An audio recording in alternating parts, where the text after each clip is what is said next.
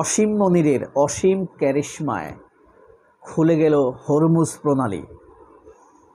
অসীম মনির পাকিস্তানের সেনাপ্রধান, নানানভাবে নিন্দিত হলেও ইরান যুদ্ধে থামানোর ব্যাপারে তার যে অবদান শান্তি প্রচেষ্টায়, তার জন্য তিনি প্রশংসা পাচ্ছেন।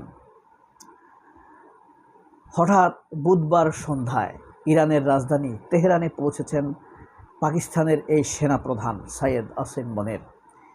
ওয়াশিংটনের কাছ থেকে কি বার্তা নিয়ে তিনি তেহরানে পৌঁছেছেন সেই বিষয়ে আমরা আলোচনা করব। স্থায়ীভাবে হরমুজ প্রণালী খুলে দেবার ঘোষণা দিয়েছে ডোনাল্ড ট্রাম্প। যদিও কর্মসূচি ও ঘোষণার ক্ষেত্রে ডোনাল্ড ট্রাম্পের কোনো ঝুড়ি নেই, বাস্তবায়ন কতটা করতে পারল সেটা আর খতিয়ে দেখার প্রয়োজনও হয় না যখন ঘোষণাটি ডোনাল্ড ট্রাম্প দেয়। এখন কথা হলো, এই হরমুজ প্রণালী খুলে দেওয়ার পেছনে অসীম মনিরের কী অবদান রয়েছে? ইরানের কি শক্তি বা সামর্থ্য প্রদর্শন করার কারণে এই হরমুজ প্রণালী খুলে দেওয়া হলো?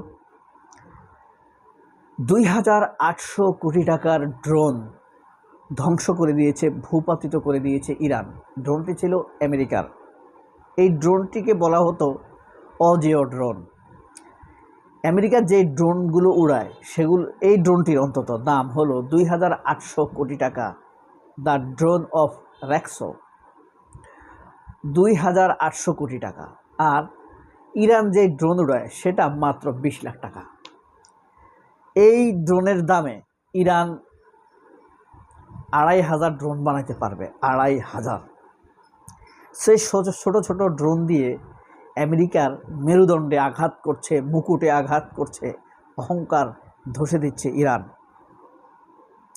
39 দিন যুদ্ধ চলার পর যার পরনাই আমেরিকা খুবই হতাশ ইরানের উপরে আক্রমণ নিয়ে। কারণ হলো, আমাদের মনে আছে মাত্র 23 দিনের মাথায় ইরানের সরকারের পতন ঘটেছিল।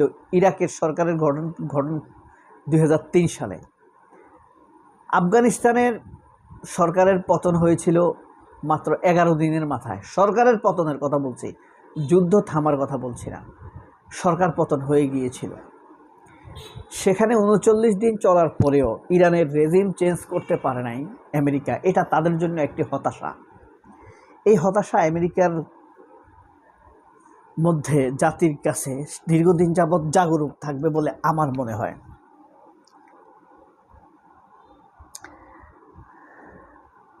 ওয়াশিংটন নিয়ে কি বার্তা নিয়ে গেছে? তেহরানে পাকিস্তানের সেনাপ্রধান, পাকিস্তানের ফিল্ড মার্শাল অসীম মনির, পাকিস্তান সেনাপ্রধান হুট করেই উচ্চ পর্যায়ের একটি সিদ্ধান্ত প্রতিনিধি দল নিয়েই তেহরানে পৌঁছেছেন। পাকিস্তানের পররাষ্ট্র মন্ত্রণালয় এই বিষয়ে তেহরানের অসংখ্য অনুরোধ করার পরেও কোনো প্রশ্নের জবাব দিতে রাজি হয় নাই, কারণ গোপনীয়তা মেনটেন করতে হবে। গত 11 এপ্রিল ইসলামাবাদের সেরেনা হোটেলে যুক্তরাষ্ট্রের ও ইরানের মধ্যে উচ্চ পর্যায়ের বৈঠকের পর আলোচনাটি ভেঙে যায়। কিন্তু কূটনৈতিক তৎপরতায় আশা ছেড়ে দিতে নারাজ পাকিস্তান। ওয়াশিংটনের কাছ থেকে উচ্চ পর্যায়ের শক্তিশালী বার্তা নিয়ে অসীম মনির পৌঁছেছেন তেহরানে। তার ক্যারিশমা বলেই তিনি পৌঁছানোর কিছুক্ষণ পরেই হরমুজ প্রণালী খুলে দিয়েছে ডোনাল্ড ট্রাম্প। ক্যারিশমাটা এখানেই, অসীম মনিরকে এখানেই ক্যারিশমাটিক মনে করা হচ্ছে। এই যে দেখেন, স্থায়ীভাবে হরমুজ প্রণালী খুলে দিল। যদিও হরমুজ প্রণালী তার বন্ধ রাখার সামর্থ্য নেই, এখানে পাকিস্তান কূটনীতিতে আরেকটি সাফল্য দেখিয়েছে, চীনকে কাজে লাগিয়েছে। কারণ এখানে চীনের স্বার্থ আছে। হরমুজ প্রণালী দিয়ে চীনের প্রায় 50% জাহাজ আসা যাওয়া করে। যত জাহাজ আসা যাওয়া করে, পৃথিবীর এককভাবে 20% সমুদ্র যান চলাচল করে এই হরমুজ প্রণালী দিয়ে। ওই 20%-এর প্রায় 50% হইল চীনের। তো এই চীনকেই কাজে লাগিয়েছে পাকিস্তান। এই কূটনীতিকে কাজে লাগিয়ে হরমুজ প্রণালী খুলে দেওয়া হয়েছে। এর মধ্যেও আমেরিকা গুজে গুজে হামলা চালানোর বাসনা থেমে থাকেনি ইরানে। দেখেন, এই ড্রোনটি তারা পাঠিয়েছিল 2,800 কোটি টাকার মার্কিন ড্রোন ধ্বংস করলো ইরান। MQSC ট্রাইটন সংক্ষেপে ট্রাইটন বলে এটাকে। এই একটা সাফল্য। কিন্তু অসীম মন্দিরের ক্যারিশমা যেখানে আমি বলছি, ধরেন 39 দিন যুদ্ধ চলেছে। আমেরিকা খুব আশা করেছিল যে এর মধ্যেই সরকারের পতন হবে, কিন্তু 8 এপ্রিল 2 সপ্তাহের জন্য সামরিক যুদ্ধবিরতি ঘোষণা করে দুই দেশ। আলোচনায় বসে আলোচনার সমাধান না হওয়ার কারণে তাৎক্ষণিকভাবে আলোচনা মুলতবি হয়ে বসে যায়। 21 ঘন্টা ম্যারাথন আলোচনা চলেছে পাকিস্তানের মধ্যস্থতায়। বিশ্লেষকদের অনেকেই মনে করেন জব্দকৃত ইরানের অর্থ ছাড় দিলে আলোচনা আরও অনেক দূর এগিয়ে যাবে। আমরা এখন জানি, দেখি ইরানের কোন দেশে কি পরিমাণ অর্থ রয়েছে। চীনে রয়েছে $20 বিলিয়ন,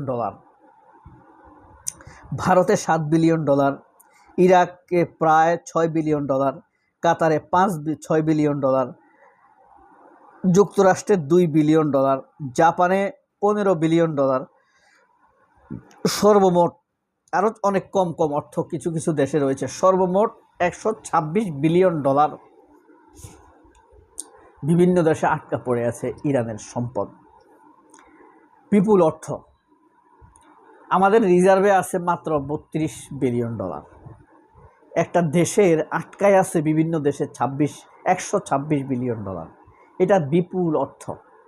এই অর্থ ফেরত পেলে ইরান সামরিক ক্ষেত্রে অনেক অগ্রগতি করার সম্ভাবনা রয়েছে। সেই ক্ষেত্রে পাকিস্তান যেমন লাভবান হচ্ছে, সৌদি আরবের কাছ থেকে বেনিফিটেড হচ্ছে, কাতার, আরব আমিরাত, ওমান, এদের কাছ থেকে পাকিস্তান বেনিফিটেড হচ্ছে। ঠিক একইভাবে আমেরিকার কাছ থেকেও পাকিস্তান বেনিফিটেড হবে এবং আগামী 5-7-10 বছর বিশ্ব রাজনীতিতে পাকিস্তান তাদের কূটনৈতিক এই সাফল্যের স্বাদ গ্রহণ করবে বলে আমার বিশ্বাস। এবং পাকিস্তান যেহেতু এতভাবে লাভবান হচ্ছে, এই অর্থ ছাড়ের ক্ষেত্রে পাকিস্তানকে ইরান কাজে লাগাতে পারে। এক্ষেত্রে পাকিস্তানের যে কূটনৈতিক সাফল্য, এইটাই পাকিস্তানকে ইরানের আরও কাছে নিয়ে যাবে। আর আমেরিকার কাছে তো আছেই। আমেরিকার খুব কাছের না হলে আমেরিকা তো পাকিস্তানকে ট্রাস্ট করতো না, নিজেদের বার্তা দিয়ে ইরানে পাঠাতো না। দেখা যাক অসীম মনিরের ক্যারিশমা শেষ পর্যন্ত কোথায় গিয়ে থাকে। সবাই অনেক ভালো থাকবেন। আল্লাহ হাফেজ। আসসালামু আলাইকুম।